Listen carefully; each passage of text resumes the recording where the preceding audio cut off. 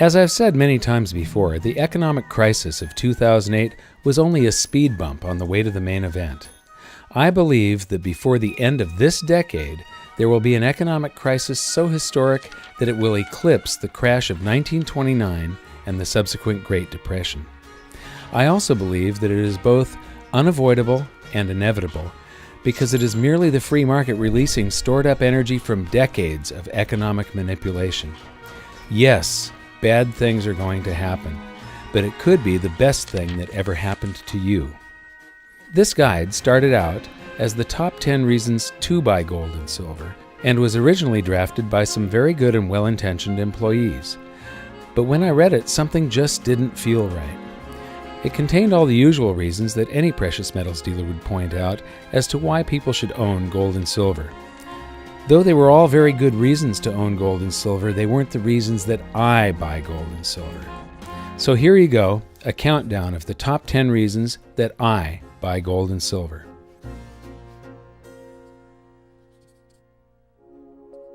Top 10 reason number 10.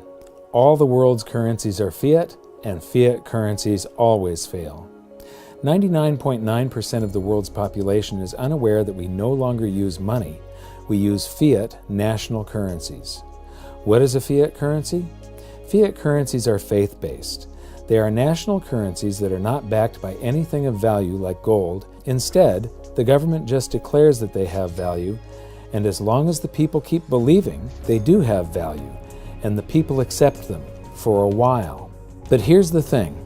There have been thousands upon thousands of fiat currencies throughout history, and they have all failed. 100%, no exceptions.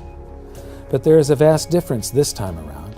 Since 1971, for the very first time in history, all the world's currencies are fiat currencies simultaneously. Remember this as we progress through the top 10. All fiat currencies fail. Top 10 reason number 9, the current state of the global economy. Throughout history, societies have swung back and forth from quality money to quantity currency and back again. Originally, quantity currency took the form of debased coinage, like gold and silver that has been diluted by adding cheap and abundant base metals such as copper. Then it took the deceptive form of national currencies that were initially backed by money. In other words, they were claim checks on gold. But once these were established, governments then changed the laws to make fraud legal so they could print claim checks on gold that didn't exist. The next step was to sever the connection between money and currency entirely. Back when we used real money, gold would automatically balance all economies. When one country would experience an economic boom, they would import cheap goods from countries with depressed economies and lower wage rates. The outflows of gold from the boom country would cause a deflation, cooling the economy, while the countries experiencing gold inflows would boom, causing their labor rates to increase, which in turn would cause the prices of their goods to rise. This meant that trade imbalances would always automatically rebalance. With gold, government spending was also constrained. If a government wanted to spend more than its income, also known as deficit spending, it had to borrow gold from the private sector. If the government borrowed too much gold, it would cause interest rates to rise, which in turn would slow the economy, which in turn would cause tax revenues to fall. But the debt-based global monetary system has allowed deficit spending and trade imbalances and bubbles to persist and balloon to levels unprecedented in all of history. The credit debt bubble and the derivatives bubble threaten to take down the world economy. The only comparison you could make is to take every great bubble in history times 1 million and have it burst everywhere on the planet simultaneously. It threatens to be a global financial nuclear holocaust, the only survivors of which will be the owners of gold and silver. Top 10 reason number 8, a new world monetary system. I am a firm believer that everything happens in waves and cycles. When I was writing my book, I discovered that every 30 to 40 years the world has an entirely new monetary system. We have had 4 different monetary systems in the past 100 years. The system we are on today is the US dollar standard. It is an aging system that is way overdue for its own demise. It is now developing stress cracks and will one day implode. Before the end of this decade, history will repeat, and just as in 1922, 1944, and 1971, there will be an emergency meeting of economists and government representatives to hash out a new world monetary system. It's normal. No man-made system can possibly account for all the forces in the free market. They get old, they develop stress cracks, and they implode. But what is different this time around is that the last three transitions were baby steps from full gold backing to partial gold backing to less gold backing to no gold backing. In each of these transitions, the system we were transitioning from had a component that could never fail: gold. This time we will be transitioning from a system based on something that has always failed: fiat currencies. The key component to this transition from the US dollar standard to some new standard is, of course, the US dollar. But the US dollar represents more than half of the value of all the world's currency. A dollar crisis would cast doubts on all fiat currencies, and the cascading effect of loss of faith could cause the rest of them to fall like dominoes. The central bankers will try everything they can think of to keep the fiat game going. But when everything they try fails, they'll look around and say, "What worked before?" And once again, the pendulum will swing back to quality money. The only beneficiaries of this event will be gold and silver and those who own them. Top 10 reason number 7. Gold and silver come with a central bank guarantee. My book was written from 2005 to 2007. In it, I said there would first be the threat of deflation. This came true with the crisis of 2008. To which Ben Bernanke would overreact with a helicopter drop of currency. This came true with the bailouts and QEs, which would then cause an inflation. This came true when the stock markets and real estate markets reflated.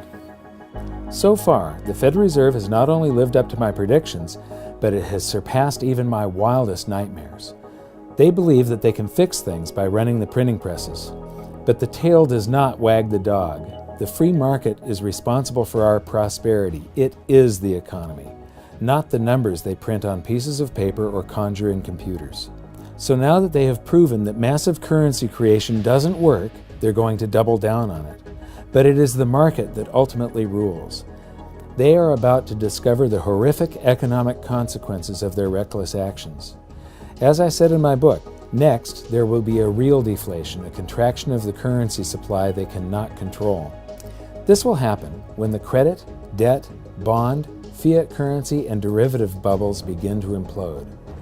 The reaction of the world's central banks will be to print until deflation gives way, which I believe will cause a hyperinflation. But a hyperinflation doesn't even require a nation to print its currency into oblivion. It only requires a loss of faith. But never fear, because periodically throughout history, gold has revalued itself as it is bid up in price by the free market as people rush back to it for safety. This is when gold does an accounting of all the currency that's been created since the last time gold did an accounting. In doing so, its purchasing power rises exponentially. It has always done this, and I believe it always will. Top 10 reason number 6. Everything else is a scary investment. By any realistic measure, stocks have been in a super bubble for more than a decade now, with valuations and yields in the danger zone, while bonds are in the later stages of a 30-year bull market and real estate is still deflating from the biggest bubble in history. Dr. Robert Shiller of Yale University has compiled data on the stock market going all the way back to the year 1880. His research concludes that by one measure, the stock market has been in a bubble since 1998, and by his other measure, it is far bigger and more extreme than any prior bubble, including the stock market bubble of the Roaring Twenties that led to the crash of 1929. Further research shows that the only reason the markets have been levitated to these levels is due to the Federal Reserve stimulus. What will happen when increasing stimulus no longer works? I wouldn't want to be invested in stocks when it finally implodes. U.S. Treasury bonds have been a great investment for more than 30 years, but no bull market lasts forever. In fact, for the 37 years after World War II, bonds were such a bad investment that by the end of the 1970s they had earned the nickname certificates of confiscation. But that was back when countries were financially responsible. Now most countries on the planet run their finances like Greece, and the United States of America is leading the way. And as the world's central banks keep interest rates low, it's caused bond investors to take extraordinary risk in search of a reasonable return. We are now in a global bond bubble that dwarfs anything in history. I believe that this has made the bond market one of the most dangerous places to be invested in right now. Dr. Shiller is also the creator of the Case-Shiller Home Price Index. His data on real estate suggests that since the popping of the bubble in 2007, real estate values have bounced back into a small bubble. But what worries Dr. Shiller most is that institutional investment firms have bought up as much as 30% of the homes that were foreclosed on since the crash of 2008. This has the potential of making real estate as volatile as the stock market. If these firms ever decide to sell, they can dump thousands of homes on the market all at once, causing the 2008 real estate crash to look like the calm before the storm. Personally, the thought of investing in real estate right now is downright scary. So the stock market, bonds, and real estate are either in a bubble or have been in a bubble in the last decade. Gold and silver, however, haven't been in a bubble for more than 30 years, and from my measure still appear to be less than halfway through their bull market. The next great bubble will someday be gold and silver. It's just their turn. Top 10 reason number 5, market psychology. Nobody can really understand the markets or the economy, but you can get an inkling of what they're about if you understand what drives them, greed and fear. And the most entertaining part of monetary history is the study of their byproducts, manias, panics, bubbles, and crashes. When you study these, you quickly learn the meaning of the old saying, "The bull climbs the stairs, but the bear jumps out the window." What it means is that it can take years to create a bubble, but only days or weeks for it to burst. This is because, when it comes to greed and fear, fear is by far the more powerful emotion. Gold and silver are sometimes the exception to this rule because they can rise as fast as lightning in a panic. In the golden bull market of the 70s, it took 9 years for gold to rise from $35 to $400. But once a panic out of dollars to the safe haven of gold began to develop, it only took 33 trading days for it to more than double, rocketing to $850. But actually, it was only a very small percentage of the population that was panicking out of dollars in the 70s. This time, I think it'll be everyone. Where do you think gold and silver would be headed if my reasons 10 through 6 come to pass? Top 10 reason number 4. This time, it really is different. The differences between the precious metals bull market of the 70s and the great gold and silver rush of today are vast. In the 1970s, only 2 major exchanges, one in London and one in the US, set the price of gold. So it was only North America and Western Europe, about 10% of the world's population, that could participate in that great gold rush. This time, it's the entire planet. In the 1970s, the number of investors in state-run economies like Mao's China or the USSR was 0. Now those countries are home to more than 100 billionaires each. Much of the rest of the world lived in extreme poverty. Today, there are almost 1,500 billionaires in the world living in more than 50 countries. Every country on the planet has expanded their currency supplies about tenfold since the 1970s, so each potential investor has 10 times the currency. And within each population, there has been the extraordinary development of the investor mindset. In the 1970s, we were a planet of savers. But then, as nations around the world abandoned gold and silver as money and adopted fiat currency, inflation raged, punishing savers and rewarding investors and speculators. Then we had the tech bubble of the 90s and everybody became a stock trader. Then we had the global real estate bubbles and everyone became a real estate investor or flipper. For more than 30 years, saving has been punished and investing and speculating has been rewarded. The result is that there are many, many times more people likely to invest in gold and silver this time around. The number is very hard to project, but I would guess it's somewhere between 10 and 100, but possibly even as many as 1,000 times more people with an investor mindset. Remember that in the state-run economies, more than half the world's population, there were no investors. And today, China is in the midst of an investor-driven real estate hyperbubble. So that's 10 times the people, each with 10 times the currency, and within each population there is somewhere between 10 and 1,000 times the number of people with an investor mindset. That's somewhere between 1,000 and 100,000 times more currency that will someday come chasing gold and silver this time around. Yes, this time it really is different. Top 10 reason number 3. Gold and silver should buy a whole lot more. There's an old myth that in ancient Rome an ounce of gold could clothe a man from head to toe with a toga, sandals, and a belt, and that today a man can still clothe himself in a suit, shoes, and belt for the price of an ounce of gold. People claim that this has always been the case. Nothing could be further from the truth. Before the Federal Reserve was created, you could buy an outfit with an ounce of gold, but by the end of the Roaring '20s, due to inflation, you couldn't. Then by the beginning of the Great Depression, because of deflation, you could, but by 1970, an ounce of gold would only buy the shoes. Then just 10 years later, it would buy a top-notch suit, very fine shoes, and a great belt, but by 2001 it could only buy a shoddy suit, cheap shoes, and a crummy belt. Yes, gold has always been worth something, but it has always zigzagged in a range of purchasing power. However, this myth is based on a true fact. Humans mine gold at about the same rate that they make babies, so there is relatively the same amount of gold per person on the planet today as there was in ancient Rome. So let's dissect the myth of the Roman suit to see why gold's purchasing power has varied and what it could be in the future. The gains and efficiencies made since ancient Rome are mind-boggling. To make a toga required cotton to be planted, tended, picked, and separated from the seed by hand. Then the cotton had to be hand-washed, combed, and spun, taking someone weeks to make enough thread for a toga. Then the thread was dyed with colors that were hand-mined or harvested. The cloth was then hand-woven, cut, and stitched into a toga. The shoes and belt were equally labor-intensive. Today, with factory farming, cheap fuel, modern irrigation, and pesticides, it's possible to tend thousands of acres planted at densities never before imagined. Giant combines drive through the fields, plowing the dirt and sowing the seeds in one pass. At harvest time, specialized combines pick the cotton and other machines separate the seed. With factory ranching, efficiency is the same story, with thousands of sheep being tended and shorn in production line fashion.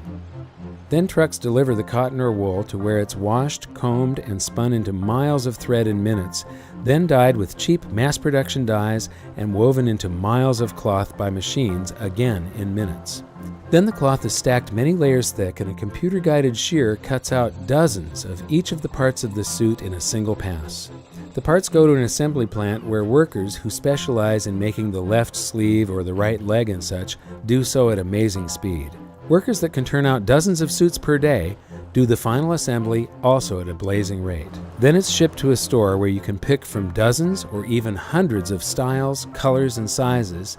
And it's a similar story at the shoe factory that spits out a pair of shoes every few seconds and the belts that come off the production line by the thousands. The end result is that the time value of the Roman outfit most likely measures in months of human labor, whereas the modern suit contains only a few hours. This is true of all the other stuff in society as well. When it comes to the time value contained in stuff, everything today is on sale for a tiny, minuscule fraction of what it once cost. And as proof to support my thesis, I offer this.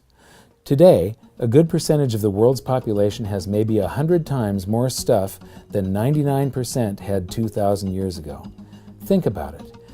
You are surrounded with furniture, cell phones, computers, TVs, refrigerators, grocery stores, cars, planes, hotels, restaurants, a great bed to sleep in at night, and just about anything else you want. By contrast, 2,000 years ago, with the exception of the ruling class, most people made a subsistence living barely able to afford the things they needed to survive. In many cases, a great bed or a pair of shoes were extravagances they would not experience in their lifetimes. So if this is true, and it is, then why is gold's purchasing power so low? If there's so much more stuff per person, but the same amount of gold per person, shouldn't an ounce of gold buy many, many, many times more stuff than it does today? Absolutely, emphatically, yes, it should.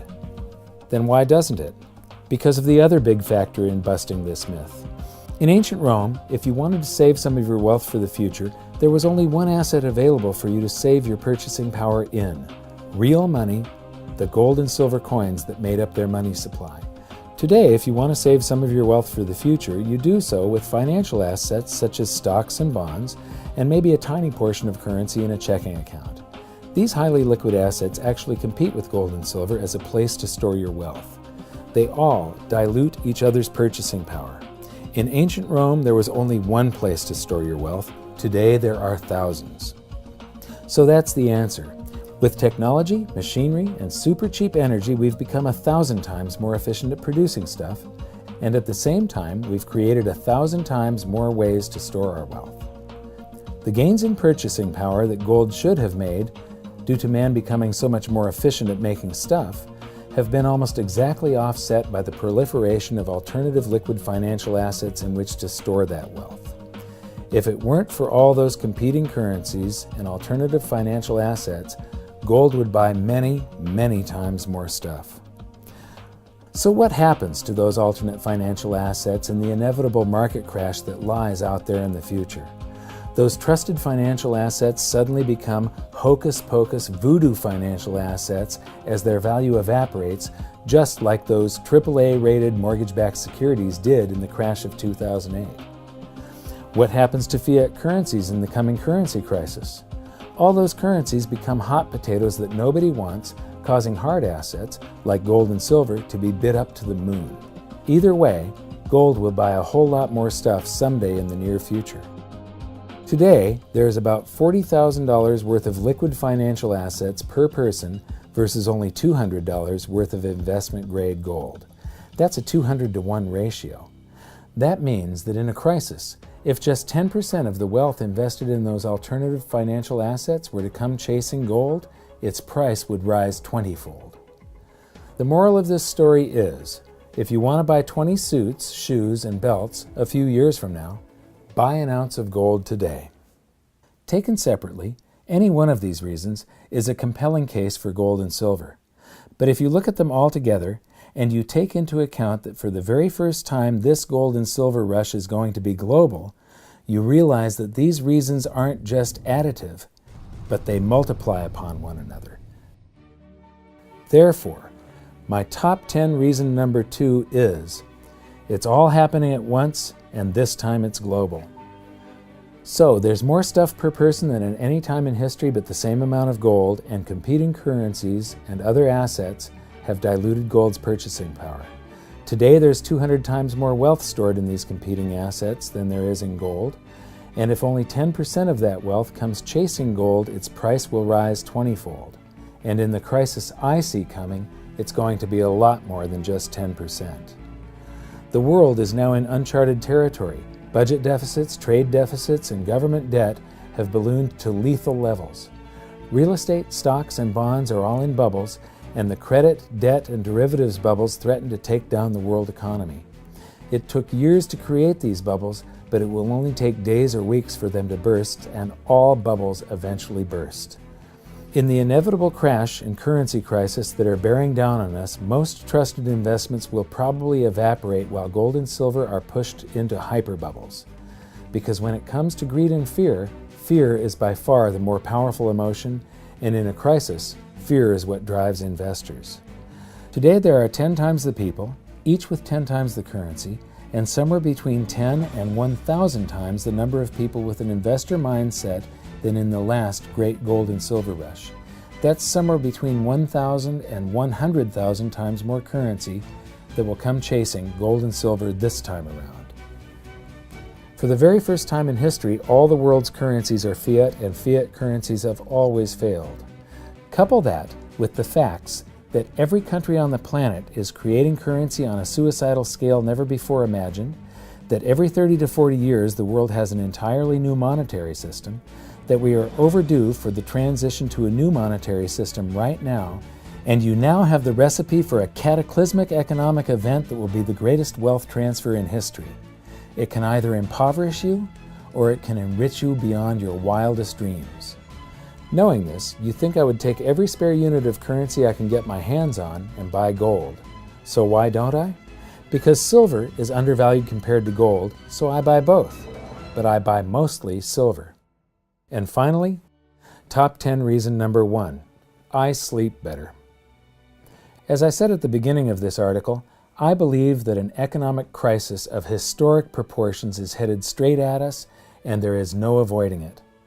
Never before have all the governments on the planet simultaneously laid down the foundation for the perfect economic storm. I believe that there will be a global fiat currency crisis that will cause the bubbles in stocks, bonds, and real estates to burst simultaneously. This will result in the greatest economic crash the world has ever seen. Things could get pretty bad. The possibilities range from my being completely wrong to total economic collapse and a financial Armageddon from which we never recover.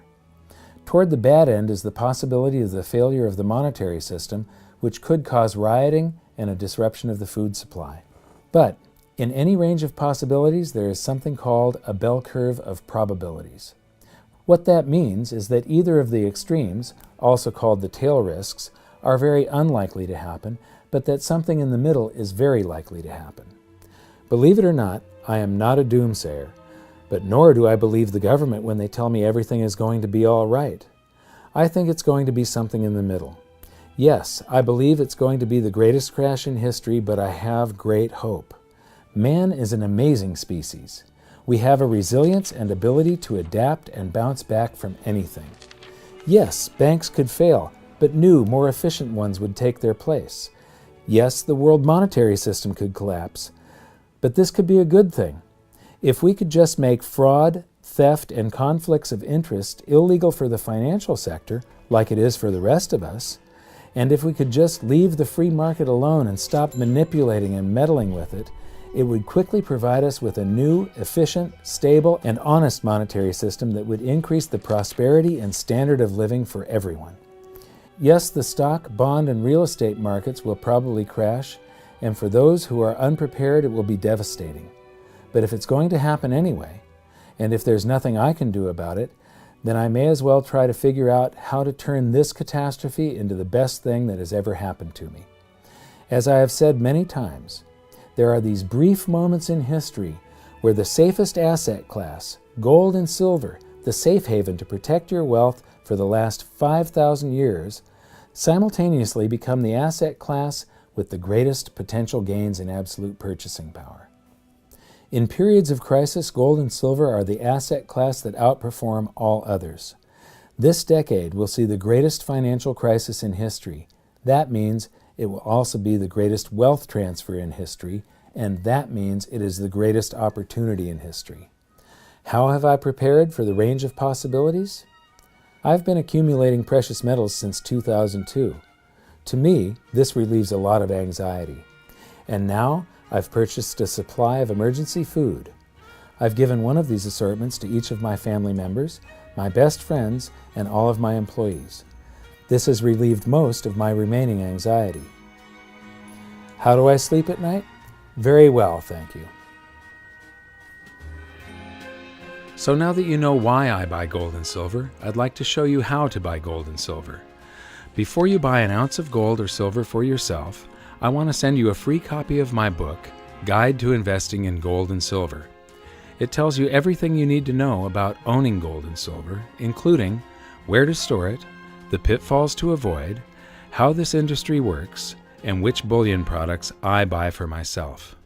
I'm proud to say it's the best-selling book on precious metals investing of all time. I've just released a fully updated version, and it's yours absolutely free. All you have to do to get it is to follow the link below and tell me where to send it. Enjoy the book, please share this video, and thanks for watching.